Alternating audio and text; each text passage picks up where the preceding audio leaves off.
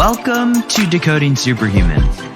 This show is a deep dive into obsessions with health, performance, and how to elevate the human experience.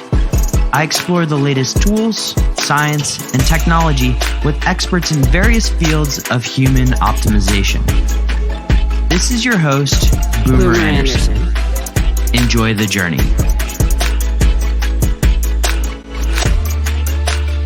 Today we have a round two with one of my favorite people, Dr. Will Cole, about all things functional medicine, elimination diets, and his new book, The Inflammation Spectrum. We also do a little bit on COVID-19. But before I go into that episode and who Dr. Cole is, let's look at yet another review from you, the listener. This one comes from CBI NHC. Wealth of information in this gem of a podcast. If you're looking for better improvement in any of all facets of your life, Decoding Superhuman is the podcast for you. Great content, guests, and so many other things. CBI NHC, thank you for the 5-star review. If you guys are so compelled, head on over to iTunes right away or just after this episode because you're going to love this conversation. And leave one. Write a little something, something. And who knows, maybe I'll read yours on the next show. My guest today is a round two. Dr. Will Cole is a leading functional medicine expert who consults people around the world, both virtually and in his office, which is not too far from my hometown in Pittsburgh, Pennsylvania. He specializes in clinically investigating underlying factors of chronic diseases, specifically things like thyroid issues, autoimmune conditions, hormone dysfunctions, brain problems, and digestive disorders. Say that 5 times fast. Dr. Cole was named one of the top 50 functional medicine and integrative doctors in the nation and is a health expert and course instructor for the world's largest wellness brands such as mindbodygreen and Goop, where he is featured on the Goop Fellows podcast. Dr. Cole came on the show today to discuss a number of different things, but given what's going on in the world right now, I wanted his opinion on COVID-19. We discuss what we know about the virus, what can be done, and what specific lifestyle modifications you may want to adopt during this period. However, this podcast really was scheduled months before COVID-19 became a trending news topic. And we got into his book, The Inflammation Spectrum, in detail, specifically how you can identify your individual needs for both food as well as lifestyle modifications through simple questionnaires, which Dr. Cole actually provides in his book. I love the way he's able to explain this, take it from really complex biochemistry and make it into relatable words. All the show notes on this one are at decodingsuperhuman.com/Dr. Cole 2. That's DRCOLE with the number 2. Enjoy my conversation with Dr. Will Cole. Before Will and I get into yet another interesting conversation, let's give a shout out to Two Soul Wellness because they are up to amazing things in this world. Ingrid and Alana will soon be on the podcast to discuss this brand in detail, but over the past week, I've had the pleasure of carrying around their packets with me, which produced these absolutely delicious smoothies. In trying times like this, or just really any time, it's nice to have a very convenient, nutrient-dense smoothie available at any given time. If you want to check out their products, head over to twosoulwellness.com. It's TUSOL wellness.com, and you can just purchase one because it's nice to have nutrients at convenience. That's twosoulwellness.com, and let's get on with the show. Dr. Cole, welcome back. My goodness, thank you so much for having me. It's been a long time, my friend, and you've been up to a lot. A new book, a new podcast. We were talking about this before the show, but I just want to know, how do you keep all of this together? An amazing team, an amazing wife, amazing family. Anybody that does a lot of work and professionally needs to have a great team around them. Maybe not needs, but the people that I've seen really be impactful, they can't do it alone. Mm-hmm. So I'm so grateful for them, everybody. But my team's amazing. Like I mentioned to you, most of them have been with me close to a decade. My day job hasn't changed. My focus is my patients.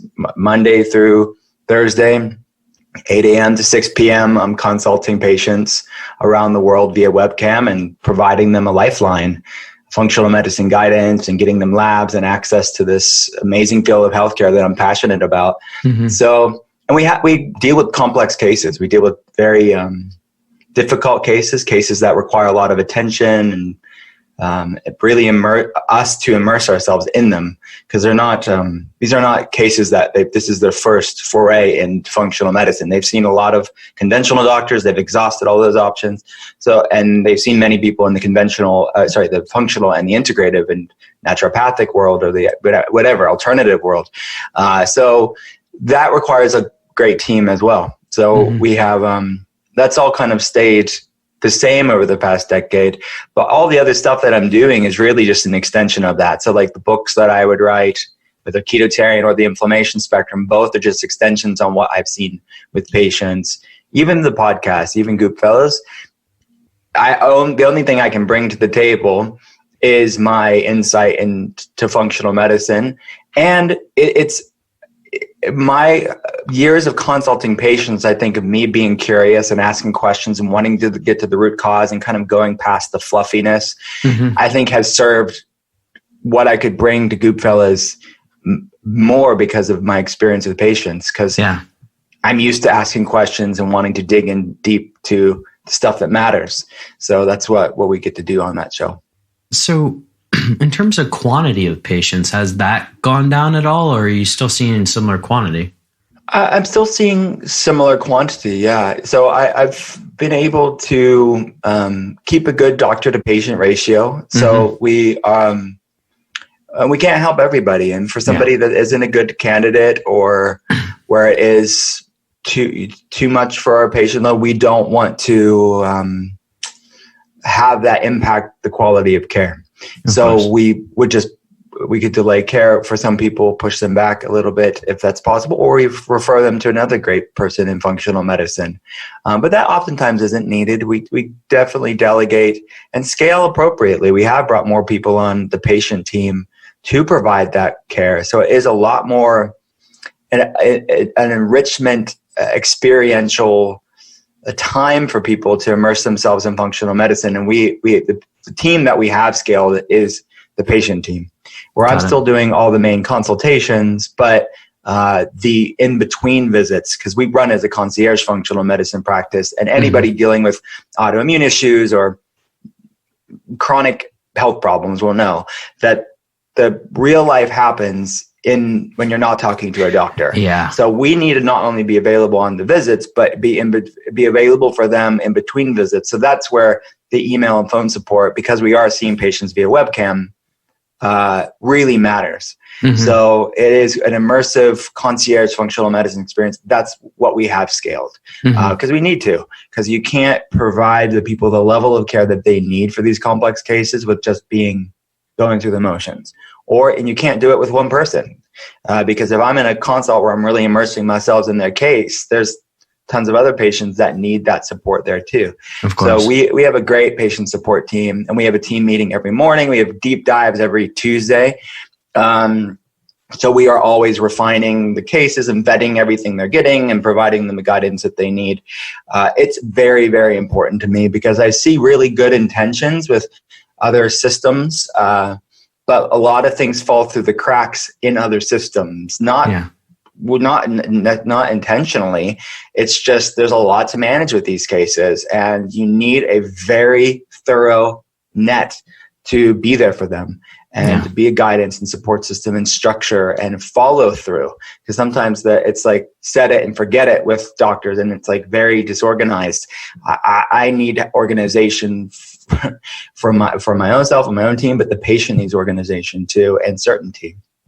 This is beautiful. And at some point I'm going to pick your brain about this separately offline, because as I think about how to structure my own, this sounds amazing to me.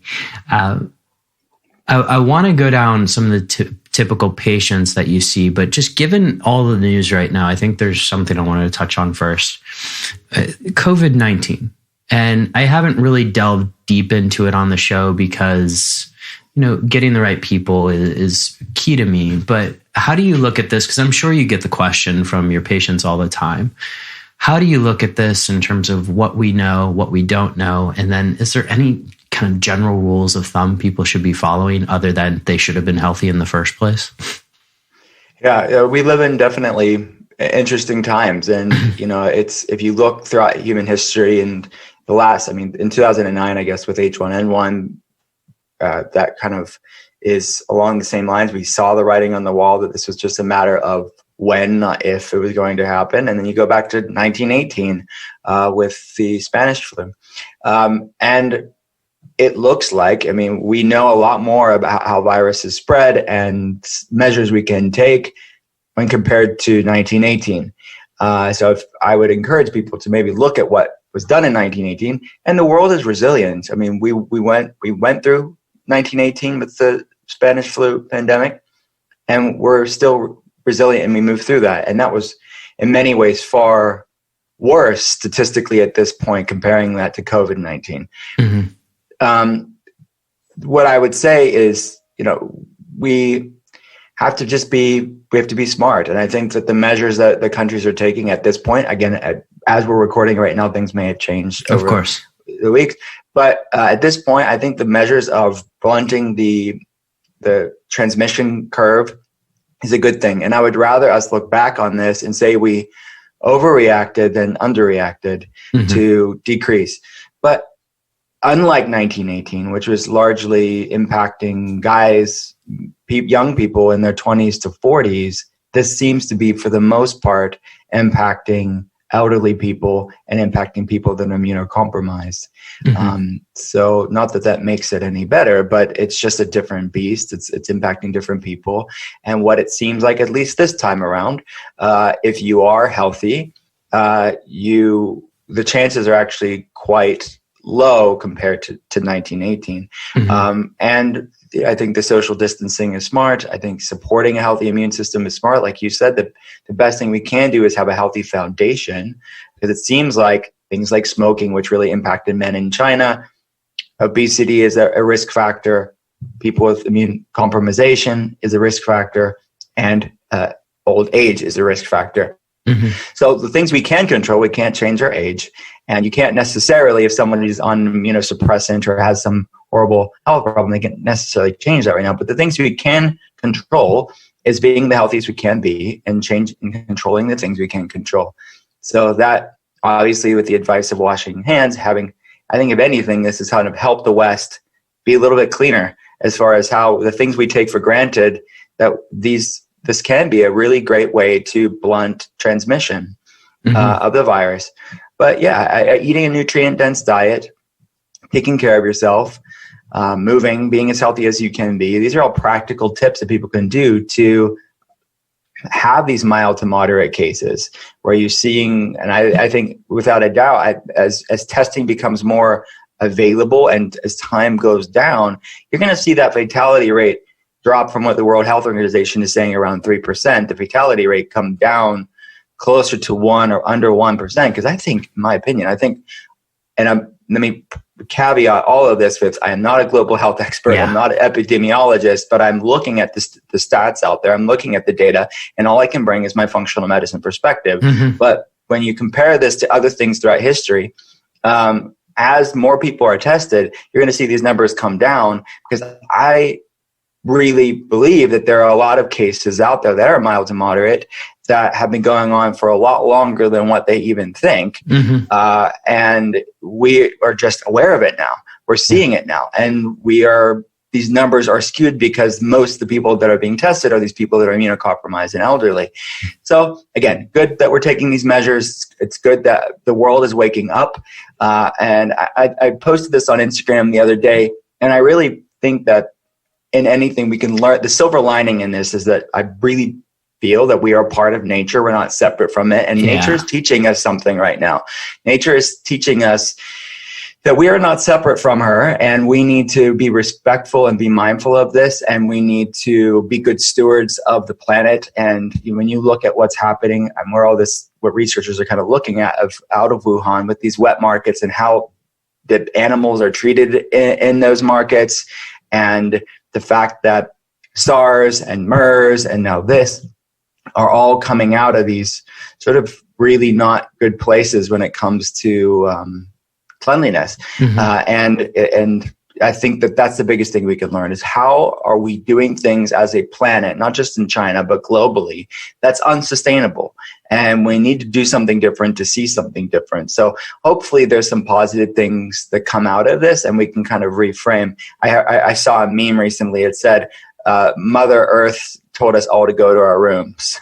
And it's kind of, we are all being told to basically to slow down and reassess things and allow things to recalibrate. Because I mean, we have the standard influenza, the actual flu. Pandemics happen and then it calms down and it lives in us. It's more of a homeostasis. Yeah. So there's going to be a homeostasis when it comes to COVID-19 as well. I mean, epidemiologists estimate that most of us are going to get strands of it. Many of us won't have symptoms, and that's how nature works. And so that's ultimately my thoughts on it. What I'm focusing on with my patients is what can I do to support their immune system through this, and what can I do to help their mental, emotional components of all of this, too, the stress and anxiety through it all, because context matters. And I think if I can be a sounding board, but also a rootedness for them to give them context, because we live in a day and age that 1918 didn't have access to social media, endless scrolling news, where it is feeding this hysteria beyond the facts. And that's not healthy, And I think that if I can create a soundness and a place of peace and calm through this storm, that's what I'm trying to do for my patients. And you mentioned you're working with your patients both from a nutrient standpoint, but also from this mental, physical standpoint. The nutrient standpoint, I understand that's bespoke, and I don't necessarily want you to go down that route. But on the mental, physical standpoint, aside from being a soundboard, are there basic practices that people can have? Like, is meditation the right habit to pick up, or is there other tools in the toolbox that people should have during these times? Yeah, I would say one at this point where we're at is pick up a book, like read, disconnect from social media. I mean, I've always said this even before this pandemic, but social media and technology and the internet is a double-edged sword. It's an amazing way to connect people, but it also is a source of stress and anxiety and social isolation in many ways, where people are connected, but more disconnected like ever before. So I would say read a book, sit in silence, find activities in your house that bring you joy. Get out in nature. That is social distancing. You're not going to be around people. So go through the woods and walk and allow nature to ground you and bring you presence and heal you. I mean, the research coming out of South Korea and Japan as far as forest bathing and the impact it can have on stress hormones, lowering inflammation, helping the immune system, the different mechanisms of the actual essential oils from the forests being therapeutic and calming people's stress levels. So that's one thing that I would say to do that. And the other one is social distance, but also stay connected. So use the benefits of technology to FaceTime or Skype, like we're talking now on Zoom, or, call someone on the phone, that old fashioned thing, just calling them. People do that still? Write a letter as long as the mail's still going. Something like that just to stay connected, but allow this time to pass and to come and go. And it's going to pass. It's going to pass. And we just need to be rooted in this moment and use it as a meditation practice, really, of non-resistance, of acceptance, non-judgment. So I would say another thing to do is to make sure you're sticking to a schedule. If you are socially isolated, if you are at home, stick with the schedule.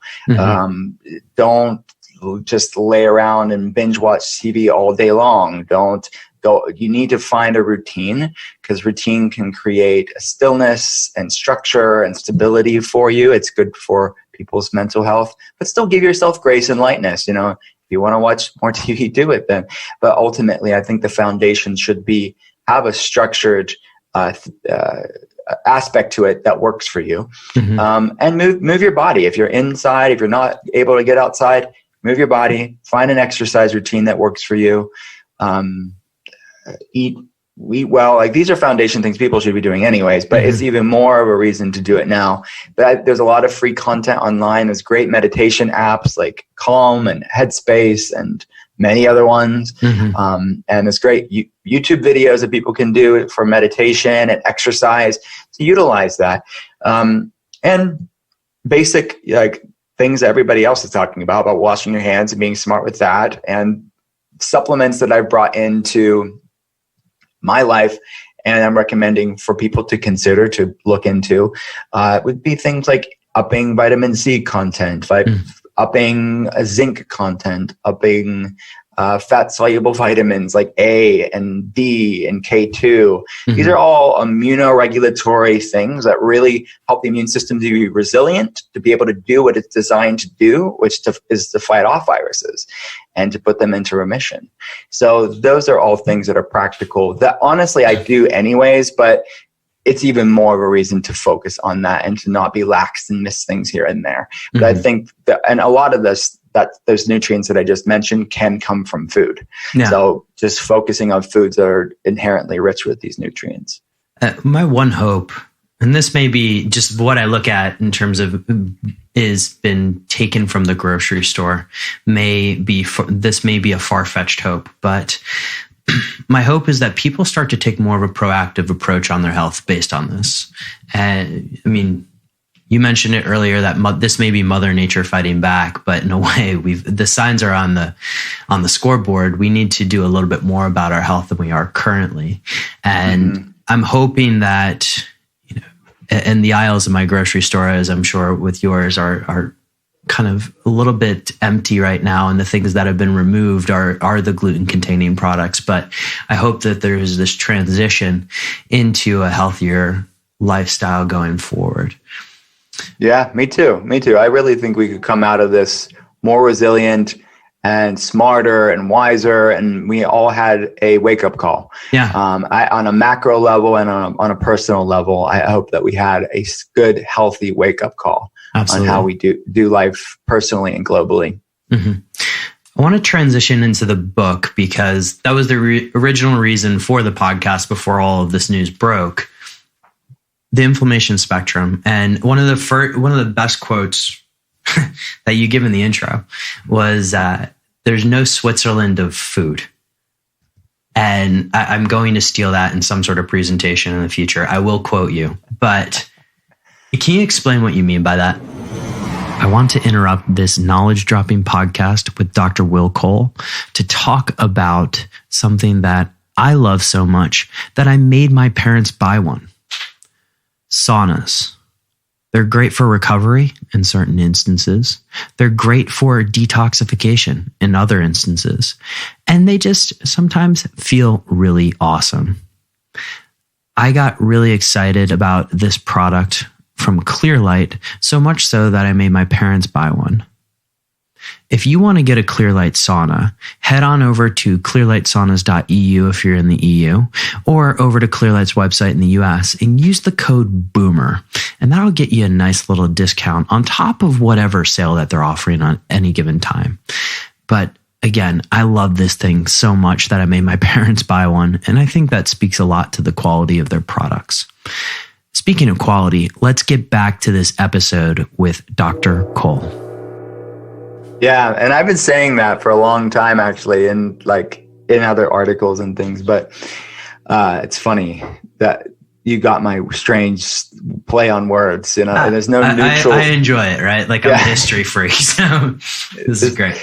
There's no neutral food. There's not food is instructing our biochemistry. And actually, this is, my wife and I were talking about this last night with a friend.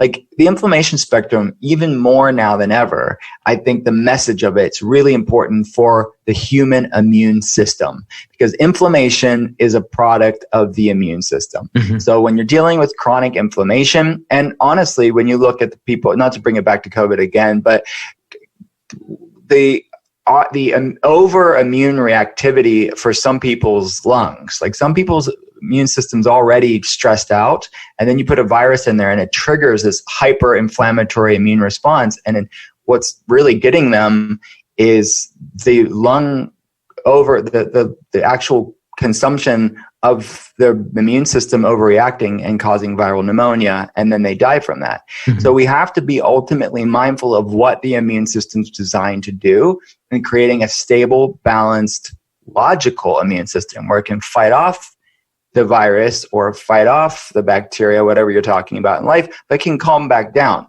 Many people's immune systems are already taxed, and then something like a virus can trigger that and set it over the edge, and they can't rebound from it.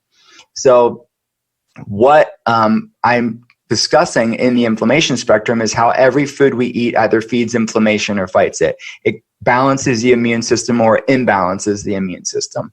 So we want a balanced immune system.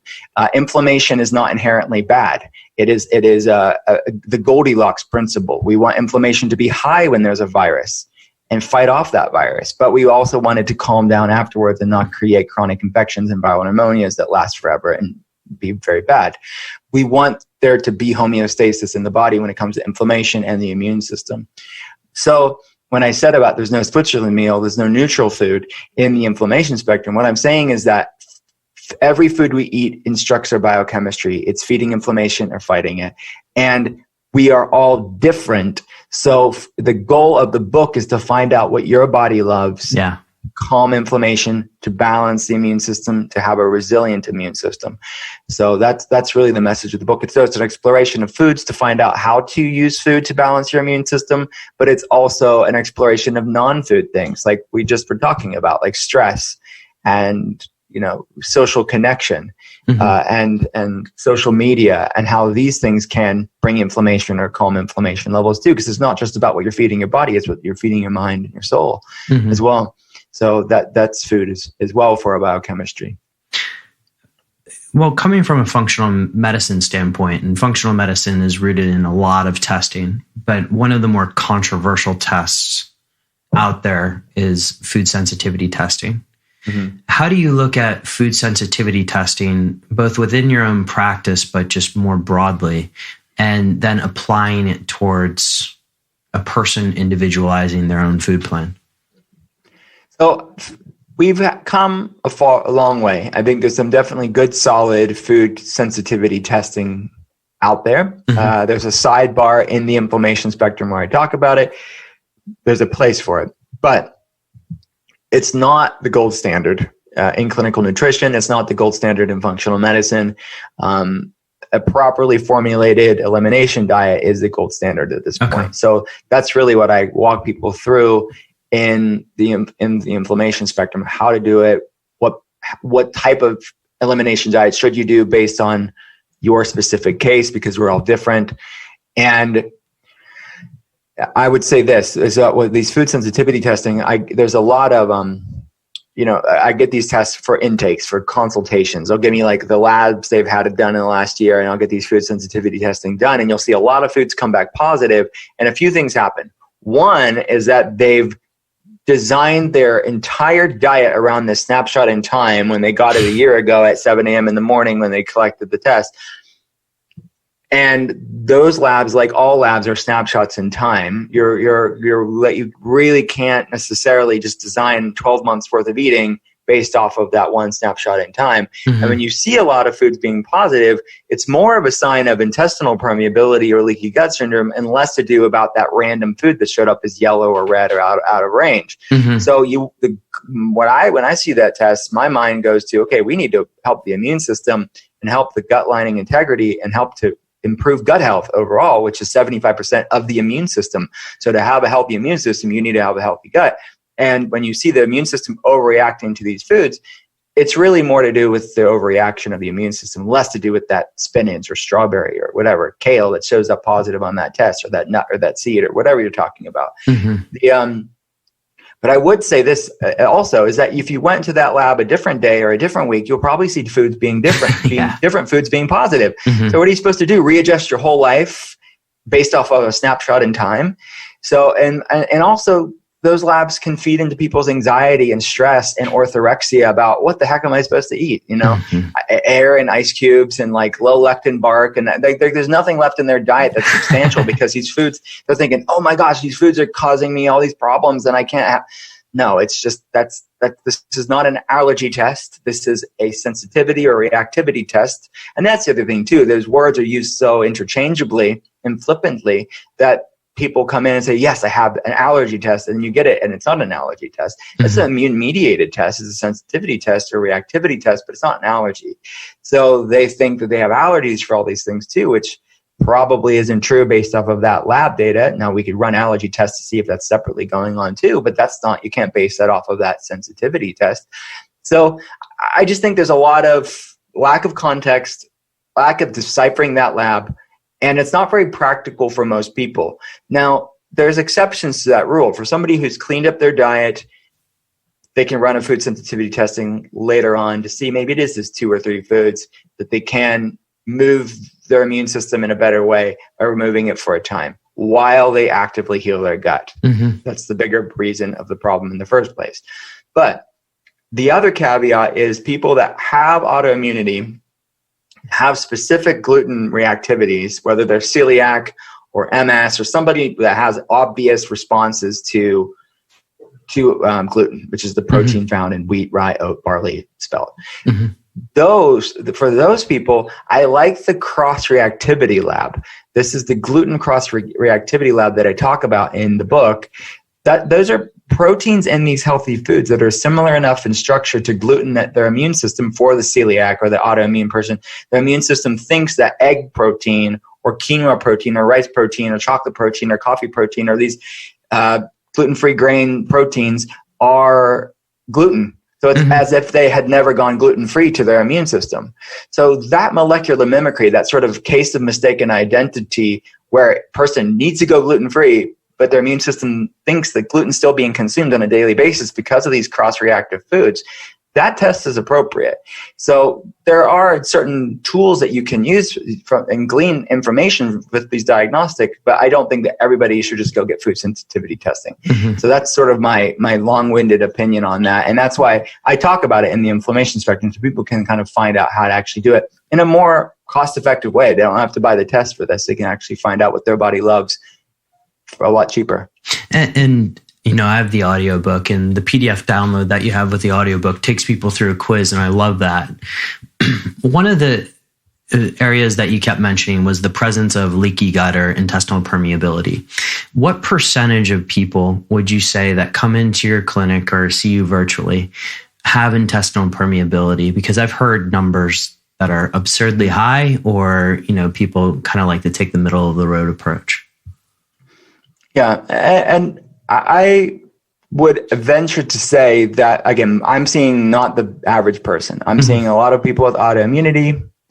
I'm seeing a lot of people with chronic inflammatory problems impacting their brain, like anxiety, depression, fatigue, seeing a lot of hormonal problems and digestive problems. So my patient base is really skewed to people that research would point to having a higher rate of intestinal permeability. Yeah. So I see it pretty often, but I don't know the average American. Most people in our space would probably say most Americans have some level of intestinal permeability. And I think that's a good assumption to say the majority do. I don't know how much do, but my patient base is very, very common because I'm dealing with people. But if you look at the studies like Alessia Fasano and the people that are really looking at this, they almost would say that some level of intestinal permeability is a precondition for things like autoimmunity and this larger autoimmune inflammation spectrum that I talk about in the book, where there's silent autoimmunity, meaning if you ran labs, you'd see some things off, but the person feels all right. And then stage 2 is autoimmune reactivity, meaning they have symptoms, they don't feel well, but it doesn't fit all the criteria of conventional medicine to call it a full-blown autoimmune disease. By the time somebody's diagnosed with autoimmune disease, you have to have significant destruction of certain parts of your body for mainstream medicine to call it what it is. Mm-hmm. So Addison's disease, for example, autoimmune adrenal disease, requires 90% destruction of the adrenal glands.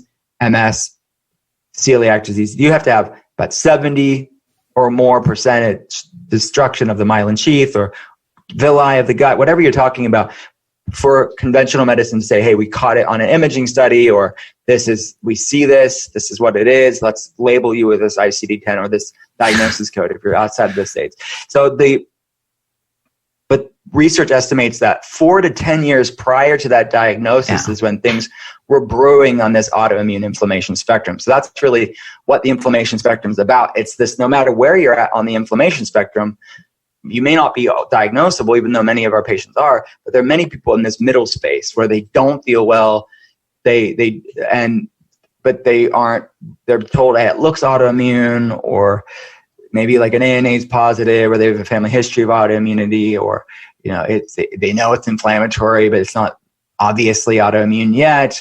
So it's that sort of space that we talk to people too, so they can start to calm and do what they can to reclaim their health. Mm-hmm.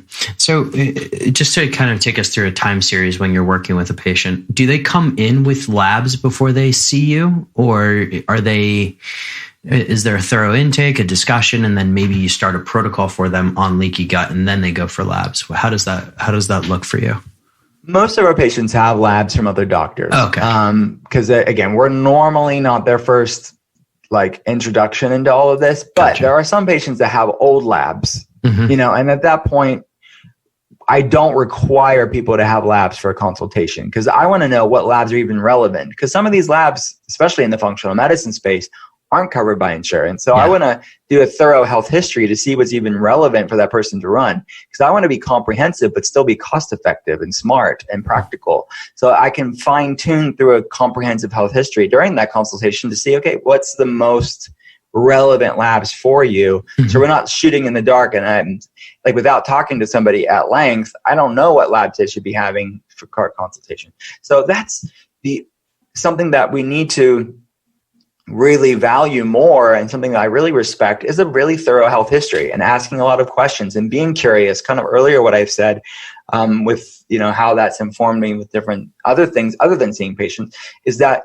just to be a good practitioner, you need to be curious and hold mm-hmm. space for somebody that's going through heavy things. So that's what I call the duality of functional medicine. There's the science of it, really knowing your stuff clinically, but then there's the art of it. And that's holding space for somebody. That's the space in between words. It's seeing little looks in their eyes, or the tone of their words, the language that they're using. Yeah. Body language. It's, mm-hmm. and we're seeing patients online, and it's, you're not even in the room with them to feel that energetically, but you just know you've kind of refined that art over the past 11 years for me, but just to know where we should go. So that health history conforms, okay, this lab and this lab and this lab would be good. This is the next step. So to answer your question, I don't need new labs to get started. I want a good health history to get started. Mm-hmm. And the good health history will say, okay, this lab, and this lab will work. Now, if there are some people with labs that are recent, then of course I'll use them too. Oh, cool. You had this lab done 4 months ago. Let's use that. But I don't always have that. So I have to kind of start with the health history. Mm-hmm. And now I want to compare sort of your elimination diet versus some of the others out there. Can think of Whole30, for instance, or there's that classic book, and I have it over here, called The Elimination Diet, right? Whereby you eliminate so many foods for a very long period of time. But you give a very thorough survey for people to start to identify which types of foods to eliminate.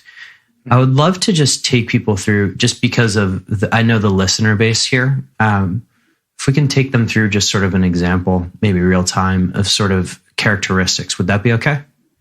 Yeah, sure. Yeah. So I don't know if you want to. Yeah, I guess knowing the listener base, there's a lot of driven people on listening to this, and driven, ambitious people tend to have that characteristic of anxiety. Right. And foods that may contribute to that anxiety. I would love to hear just sort of your thoughts, because I know one of the quiz sections is neurological. So can we just go a little bit through that? Yeah, specifically around brain health, or? Yeah, please. That'd be great. Anxiety, yeah. So yeah, I started the book out with a quiz, and the quiz is adapted from questions I ask patients, actually that health history that I just talked about. So it's really I just formulated the quiz to be user-friendly so they can go through the 7 main sections of the inflammation spectrum as I see it. This is all sort of just my mental invention, but this is anybody in functional medicine will kind of say, okay, yeah, that is what we see. So the gut, the brain, and the connection between the two, hormones, blood sugar regulatory system, detoxification system, musculoskeletal system, if I didn't say that. Autoimmunity is a separate entity. And then the 8th section is the interconnectedness of the 7, or what I call polyinflammation. Inflammation in one area can beget a ripple effect of inflammation in another area. So, like, for example, inflammation in the gut can beget inflammation in the brain, or vice versa. This sort of bidirectional relationship between the gut and the brain. So once people take that quiz, they can find out, where am I at on the inflammation spectrum? Meaning, how high or how low is inflammation seemingly to be in my body. This obviously isn't a lab, which is more definitive, but this is subjectively telling you, which questionnaires are very helpful in health. They're very good metrics to gauge improvement. So we are looking at subjectively the data as far as where your inflammation levels are, and then more importantly, I shouldn't say more importantly, but also importantly, is where inflammation levels are being impacting you the most. So to use your example of the brain, most people think of mental health as separate than physical health. But in the functional medicine, the way that we see it, and the way research is now pointing to and confirming how we see it, is that mental health is not separate from physical health. Mental health is physical health. Our brain is part of our body. We cannot separate it as some separate thing. Dr. Amen, Daniel Amen, said it best a couple of weeks ago when I was talking to him. He said, psychiatry is the only field of medicine that doesn't look at the organ it treats. Like, we like to look at, like, we think of just this mental health thing. Well, no, our brain is being impacted by this. So there's amazing research coming out looking at the microglial cells, the brain's immune system, as a component to mental health. So, and there's a field of research referred to as the cytokine model of cognitive function. Cytokines are pro-inflammatory cells. Microglial cells are really what's researchers are looking at being this sort of triggered inflammatory response, and looking at anxiety and depression and fatigue and brain fog, and ADD, ADHD, and autism too, and having these neuroinflammatory responses, and how that microglial cell imbalance, going back to immune balance, the microglial cell checks on your neurons, and checks on your brain, and cleans things up very nicely. But when it's triggered, when there's out of balance, inflammation out of balance, that microglial cell starts to actually kill neurons, and creating this neuroinflammatory cascade that is linked to all these mental health issues that I just mentioned. So food is a modulator of inflammation again. So every food we eat, like I mentioned earlier, brings inflammation up, brings inflammation down. So we want to look at these foods that researchers point to as potentially causing inflammation in some people, but we're all different. So I want the person to do their own N of 1 experiment to say, okay, what foods work for me? Not because some guy says it in a book, but just do their own food experiment and see what works for them.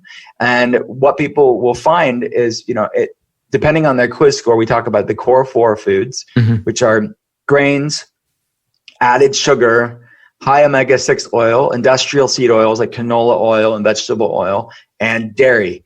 And we have a nuanced conversation in the book. So we talk about grass-fed versus, not grass-fed, A2 versus A1 casein. We get really nitty-gritty in the reintroduction stage. But for all intents and purposes, I'm just lumping that together. Same with grains. We talk about sprouted, and we talked about organic, and gluten versus non-gluten, but we're just keeping it simple at the beginning. But And then the eliminate track is the core 4 plus 4 or more. So those are the people that scored higher on the inflammation spectrum quiz. So you do the core 4 plus you remove 4 more foods because your inflammation levels are higher and the intervention is going to be higher. So that's adding in nightshades, peppers, tomatoes, eggplants, goji berries, white potatoes, nuts and seeds, legumes, and eggs. Especially the eliminate, that 4 more above the core 4 foods. All of those are healthy foods, like generally speaking, right? They're not inherently bad. They're all from the earth. There's many people that do fine with those foods, especially if they're properly preparing them.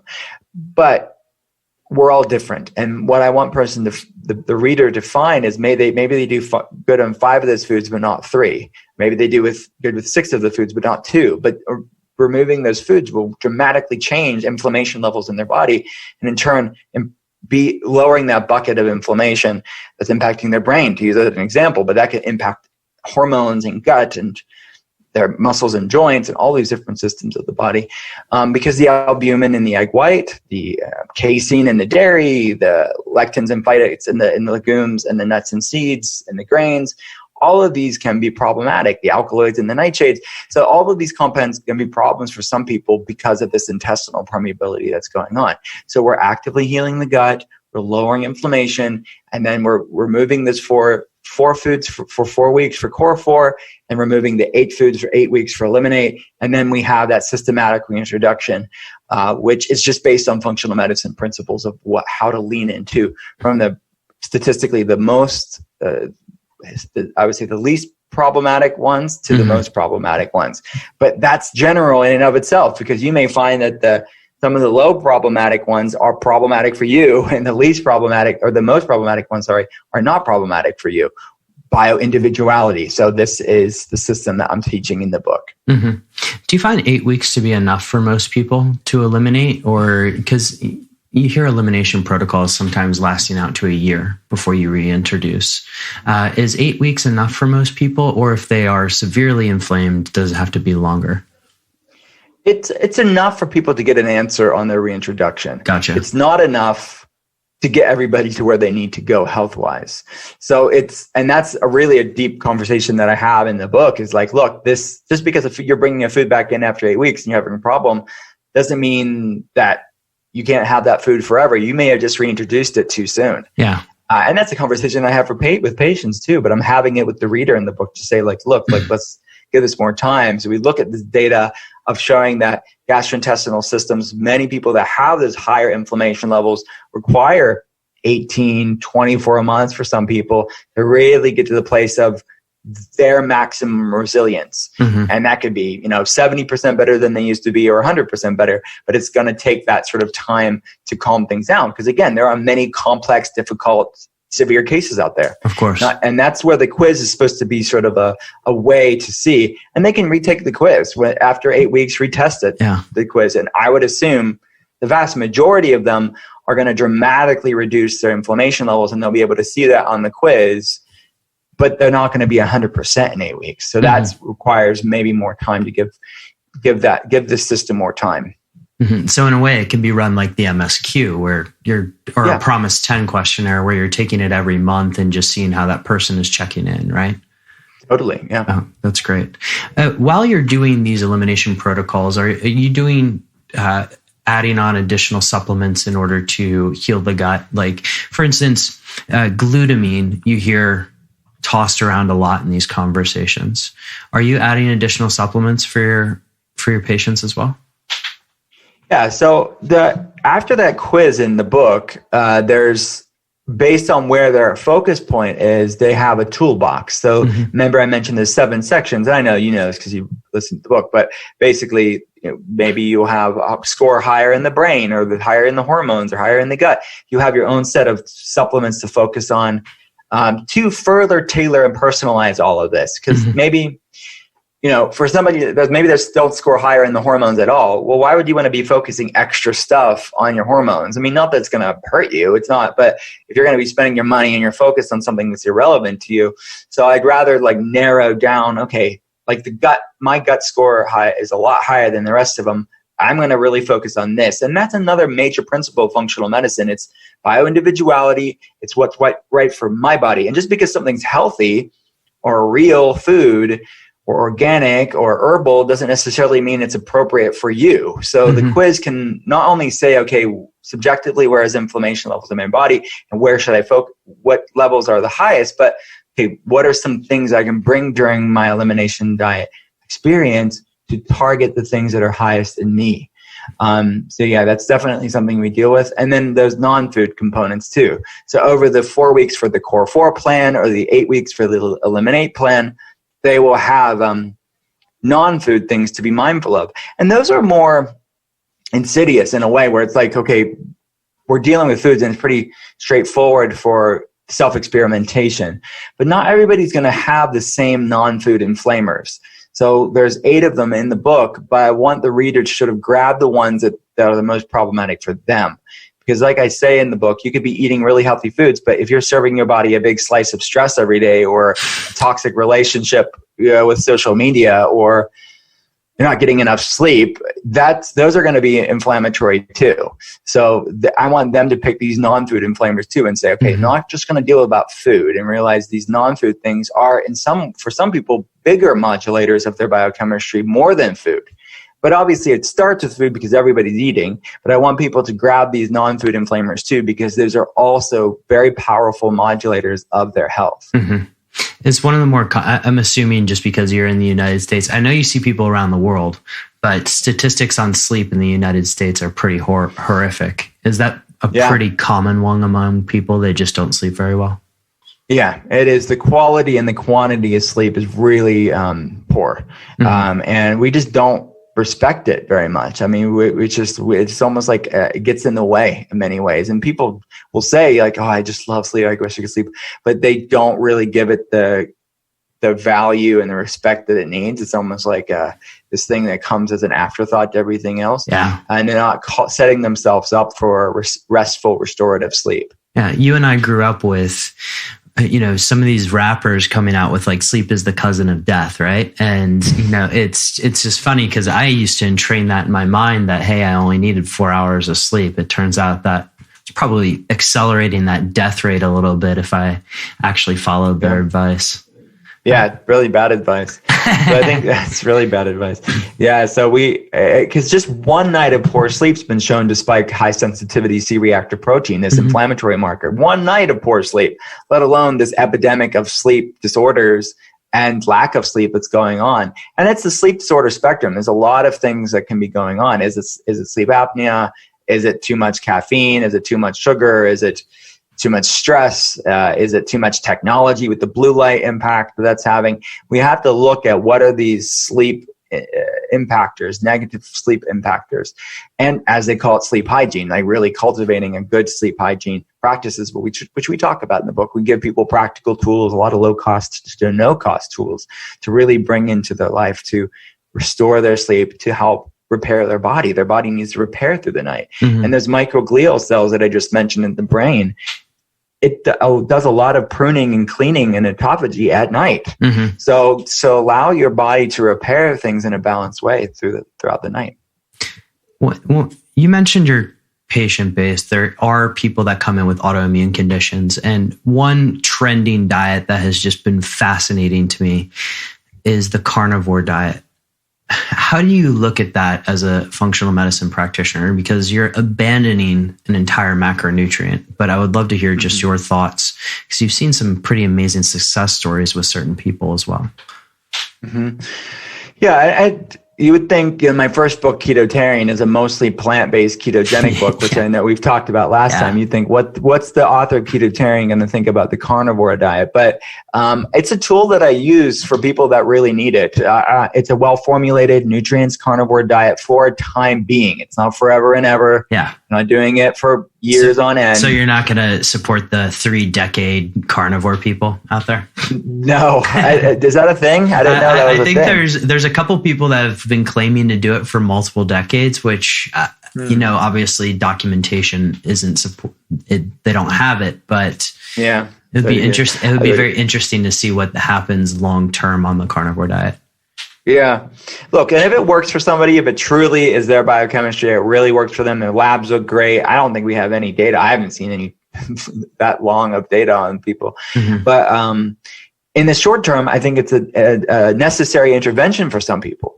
And it is an ultimate elimination diet for a while. For people that have these overt, crazy food sensitivities, which some of my patients have, you are going to, even the core 4 and the eliminate, it's not going to be a strong enough intervention for these people. So you have to go the extra mile. And we have, there's a sidebar at the end of the inflammation spectrum that talks about histamines and salicylates and oxalates and all these other plant compounds that can be problematic. So those additional histamines, oxalates, salicylates, all these other stuff, a clean, well-formulated carnivore diet can be appropriate for them for a time being. And then you have to lean into soft, cooked, pureed foods and bone broth, stews and soups and lean back into that.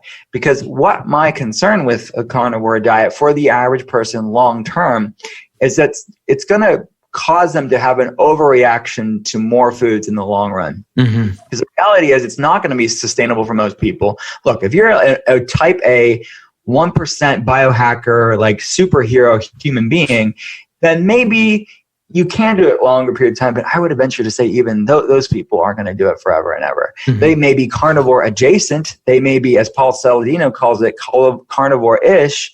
And I love Paul Saladino. He's an awesome guy, friend of mine. We have more in common than separate.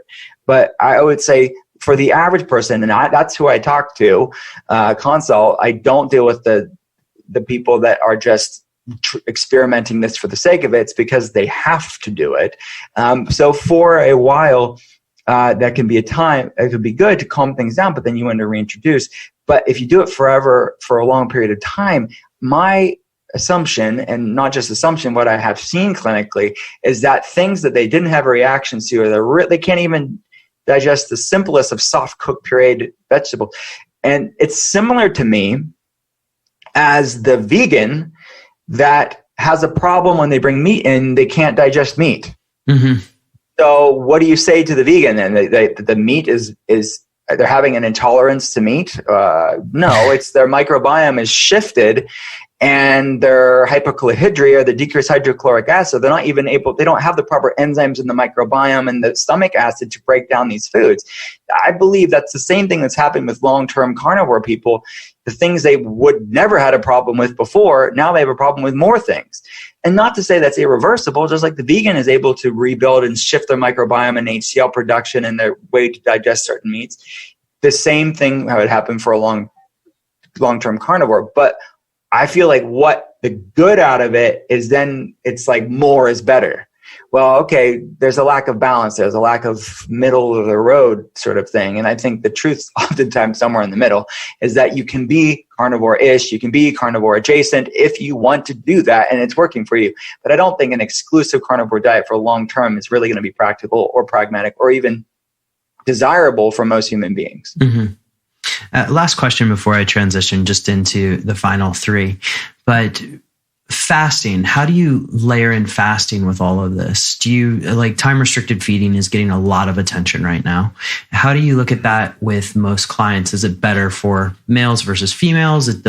I guess it's all bio-individual, but do you try and guide people towards a certain eating window? So there's definitely some caveats that men versus women should make over men. And I talk about this in Ketotarian, that women tend to have higher levels of kisspeptin.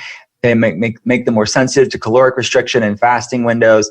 If it's impacting your cycle, if it's impacting your period, then you want to lean lighter. I'm talking generalities here. Yeah. But there are some women that have endometriosis or PCOS or insulin resistance, metabolic syndrome. Those women are going to do better, generally speaking, with a little bit more fasting, more like some guys. So to lump women all in one bracket is not fair because all women have different things, just like all men have different things going on with their health. So what's your starting point is really the question, but I'm a fan of it. It's just start off low and slow, lean into it. It's an amazing tool to gain metabolic flexibility. I think there's wonderful, exciting research around it, but more isn't always better. You can find a balance and find a grace and a lightness to it. Because my concern with it is if it's done, with good intentions, but it's done like more is better and we're just going to fast our way out of this. I feel like it could, and then become this disordered eating, and if then an eating disorder disguised as a wellness practice and orthorexia and all this type of problem, I don't think that's good. But as long as there's context, there's a grace and a lightness to it, I think it's a great tool to have, but you don't have to be super aggressive with it to get some of the benefits that research is pointing to. One key message for everybody is that definitely, and you keep banging on this, is bio-individuality, right? Is just, we're all individual. And I love that message. I love that message coming from the book. First of the final 3 questions. And I told you this before the show. I'm amazed that you're able to keep this all going and everything. How do you, or what's your top trick for enhancing focus? For me, it's mindfulness practice. That's to me the genesis of a great focused day. It's being present with that patient that I'm consulting and really just listening to them, holding space for them. Or if I'm writing an article, it's being rooted in that present moment. So it's present moment awareness is to me the best thing I could do for focus. And present moment awareness, did you develop that practice by initially reading Eckhart Tolle or something, or where did it come from? Yeah, it came from him. Okay. Yeah, his 2 books, Eckhart Tolle, The Power of Now and New Earth, to me are the most fundamental human books of just logical living. Because you don't have to be any sort of one way. You don't have to be you don't even have to be super spiritual to really say, okay, this is a logical way of living. So I do practice a lot of his principles just on a daily basis, and it's from him for sure. What book has significantly impacted how you live your life? And you may have just answered it. Yeah, those 2 books are probably the most like day-to-day basis. Those to me are the most impactful books for me. Yeah. What excites you most about the health world right now? I think it's people waking up to the aspect of bio-individuality. It's the spectrum, and I think that the reason why I wanted that book title to be the inflammation spectrum is because it's not just inflammation that exists on a spectrum. It's humanity exists on a spectrum.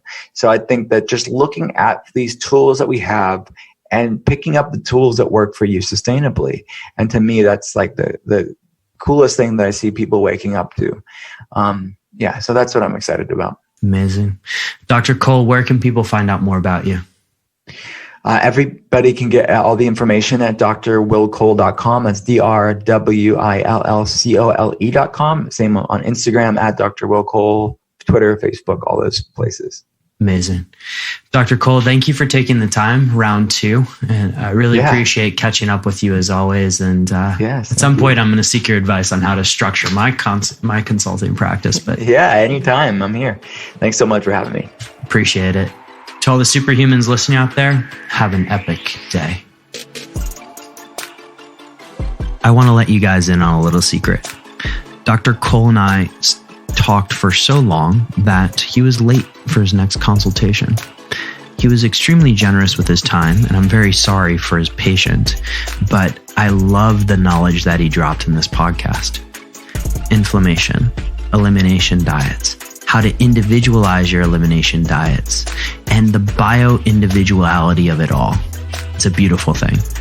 The show notes for this one are decodingsuperhuman.com/drcole2, and head on over to Amazon, or you can even click the link in the show notes and pick up Dr. Cole's new book, The Inflammation Spectrum, as well as his old book, Ketotarian, which is still one of my go-tos.